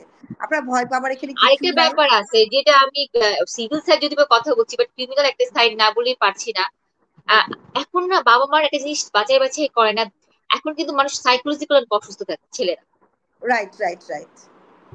হ্যাঁ, মানে আমরা আমরা দেখছি যে ছেলে হয়তো বা সে ভালো চাকরি করছে, ভালো অবস্থান জি। ফ্যামিলিগত ভাবে, কিন্তু এখন আমরা মেয়ের আরেকটা ক্ষেত্রে খুব ফেস করছি, সেটা হচ্ছে যে মানে অসুস্থ, মানে মস্তিষ্ক মানসিক যাদের যে, একটু হ্যাঁ হ্যাঁ দেখা যায়, হ্যাঁ যে হ্যাঁ। আমি বলবো না যে একটু মন মানসিকতা দেখা যায় একটু ইয়ে, এরকম মানসিক আমরা মেয়েরা বেশিরভাগ এখন অনেক আসছে, যে যারা এখন এত সাফার করছে, তাদের চিকিৎসা দরকার। ফ্যামিলি থেকে হাজবেন্ডের চিকিৎসা করাচ্ছে না, বা মেয়েটা চাইলে উদ্যোগ নিতে পারছে না, বিভিন্ন ক্রিয়া করছে, হয়তো বা চিকিৎসা করে ঠিক টাইমে সুস্থ হয়ে যেতেও পারে। কারণ আপনার অসুখের যেমন চিকিৎসা আছে, মানসিক রোগেরও তো চিকিৎসা আছে। সেটাকে আমরা হাসির মানে জোকসের পরিণত না করে, জিনিসগুলো যদি প্রপারলি ট্রিটমেন্ট নেওয়া হয়, তাহলে কিন্তু সমাজ ব্যবস্থা আরো ভালো দিকে যাবে এবং মেয়েরা অনেক সাফারিংস থেকে বেঁচে আসবে। জি, জি, জি। জি, আপনি ঠিক বলেছেন। তো এরকম যদি কোনো বোনরা থাকেন বা কোনো নারীরা থাকেন, আমরা কিন্তু আপনাদের তথ্য গোপন করেও কিন্তু আপনাদের পরামর্শ দিতে পারি। আপনারা পরামর্শ নিন, তারপরেও মানসিক একটা প্রশান্তি পেলেও কিন্তু আপনারা পেতে পারেন। বা পরবর্তীতে এখন পারছেন না, পরবর্তী কোনো টেস্টের ফিতে দিলে সেটা নিতে পারবেন। তো সেই পথটা এট লিস্ট আমরা আশা করি আপনাদেরকে পরামর্শ দিয়ে দেখিয়ে দিতে পারবো। তো এরকম ঘরে বসে অত্যাচারিত না হয়ে বা মানসিক অসুস্থতায় না চলে গিয়ে আপনারা আমাদের সাথে যোগাযোগ করতে পারেন। ভয়েস অফ লয়ে হোয়াটসঅ্যাপ নাম্বার আছে, আপনারা পেজে গেলেই তাদের অফিস আছে, আমাদেরকে ইনবক্স করতে পারেন। আমরা যথাযথ চেষ্টা করবো আপনাদের সাহায্য করার। আপা অসংখ্য ধন্যবাদ আপনাকে, ভালো থাকবেন। আশা করছি আবারও কোনো অনুষ্ঠানে আপনার সাথে দেখা হবে। শুভরাত্রি আপু। শুভরাত্রি। আল্লাহ হাফেজ। হ্যাঁ, আল্লাহ হাফেজ। সবাইকে অসংখ্য ধন্যবাদ।